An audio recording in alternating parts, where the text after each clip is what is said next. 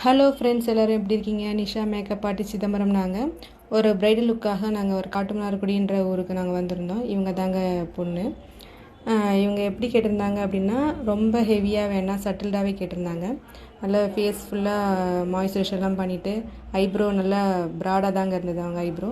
Eye makeup மட்டும் கொஞ்சம் சட்டில்டாக கேட்டிருந்தாங்க, ரொம்ப ஹெவியாக வேண்டாம் அப்படின்னு சொல்லியிருந்தாங்க. அவங்க ட்ரெஸ்ஸுக்கு மேட்சாக கேட்டதுனால அவங்க கேட்ட மாதிரி நாங்கள் பண்ணிட்டோம்.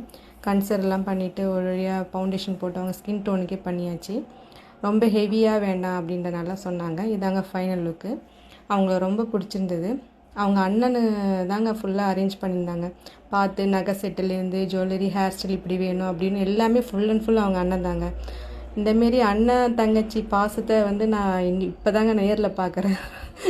ரொம்ப சந்தோஷமாக இருந்துச்சு. அவங்க அண்ணன் எல்லாத்தையும் பார்த்து பார்த்து ரசித்து செஞ்சாங்க.